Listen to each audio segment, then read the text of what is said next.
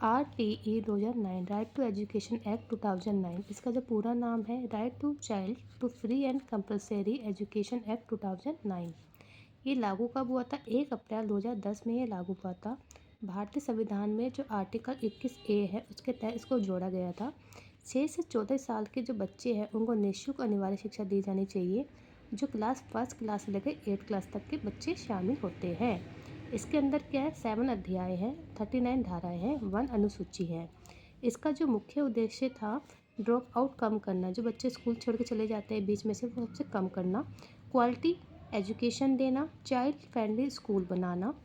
इसमें क्या क्या मना किया गया था कि बच्चों को फेल नहीं करना, स्कूल से नहीं निकालना, बोर्ड एग्ज़ाम टिल 8 क्लास तक कोई भी बोर्ड एग्ज़ाम नहीं लिए जाएंगे, किसी बच्चे को दंड नहीं देना, एडमिशन के टाइम पे जो स्क्रीनिंग टेस्ट होते थे मम्मी पापाओं के, वो नहीं लिए जाएंगे। जो टीचर की मिनिमम क्वालिफ़िकेशन होनी ज़रूरी है। नॉन टीचिंग वर्क में टीचर्स को नहीं लगाया जाएगा। 3 कामों को छोड़ के, आपदा, चुनाव और जनगणना को छोड़ के। रेगुलर इवैल्यूएशन होगा, यानी मूल्यांकन किया जाएगा।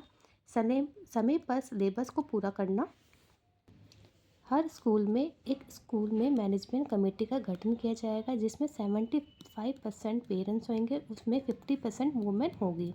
जो डेवलपमेंट प्लान बनाएंगे, स्कूल की फंक्शनिंग देखेंगे, स्कूल में कैसे कार्य हो रहा है, क्या आ रहा है, कहाँ कहाँ क्या कमी है, उसको पूरा करेंगे।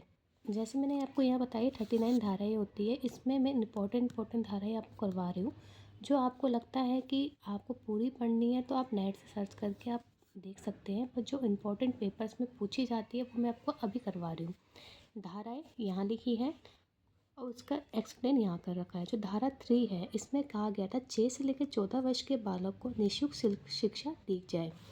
4 धारा में क्या कहता है? आयु के अनुसार कक्षा में प्रवेश। ऐसा नहीं है बच्चा 6 साल का है तो उसको 7 क्लास में डाल दोगे, पर आयु के अकॉर्डिंग ही कक्षा में प्रवेश दिया जाएगा। 5th है TC। जब भी कोई बच्चा चाहे तो एक स्कूल से दूसरे स्कूल में जाकर स्थानांतरण कर सकता है, उसको बच्चे का अधिकार है, TC लेके दूसरे स्कूल में एडमिशन करवा सकता है। 6th है डिस्टेंस। जो बच्चे का स्कूल होगा, प्राइमरी स्कूल जो होगा 1 किलोमीटर के अंदर होगा, अपर प्राइमरी जो स्कूल होगा 3 किलोमीटर के अंदर होना चाहिए। 7th है केंद्र और राज्य सरकार का अनुपात बताया गया था कि केंद्र और राज्य कितना खर्च करेगी, तो उसका जो रेशियो है 60-40 है और विशेष राज्यों में 90-10 है। 8 है सरकार के कर्तव्य बताए गए कि सरकार के क्या क्या कर्तव्य हैं, और 10 में बताया गया है कि माता पिता जो भी घर वाले हैं उनके कर्तव्य क्या है। 12 में 25% सीट पर प्रवेश दिया जाएगा प्राइवेट स्कूल में। इन जैसे वंचित बच्चे हैं, EWS के जो बच्चे हैं उनको शामिल किया जाएगा। धारा 13 में है कोई प्रवेश शुल्क नहीं। जैसे बच्चे जब प्रवेश करते हैं, एडमिशन लेते हैं तो शुल्क लिए जाते हैं, पैसे लिए जाते हैं, तो वो नहीं लिए जाएंगे। 15 में प्रवेश पे किसी भी बच्चे को मना नहीं किया जाएगा। 16 पे है रोक या फेल, बच्चे को ना रोका जाएगा ना किसी बच्चे को फेल किया जाएगा। 17वें में है कोई भी दंड बच्चों को नहीं दिया जाएगा, यानी पनिशमेंट बच्चों को नहीं दी जाएगी। 18 है स्कूल मान्यता। कोई भी स्कूल चलाने के लिए स्कूल से मान्यता प्राप्त होना चाहिए। 21 में जैसे मैंने आपको SMC को बताया था, स्कूल मैनेजमेंट कमेटी का हर स्कूल में गठन किया जाएगा। 12 है विद्यालय विकास योजना बनाई जाएगी, जो SMC मेंबर द्वारा बनाई जाती है। 23 शिक्षक की योग्यता और वेतन बताया गया कि शिक्षक की क्या योग्यता होनी चाहिए, उनकी कितनी सैलरी होनी चाहिए, वो आर्टिकल धारा 26 में बताया गया है। 24 में शिक्षक के उत्तरदायित्व, शिक्षक के क्या क्या उत्तरदायित्व हैं, धारा 24 में बताया गया है।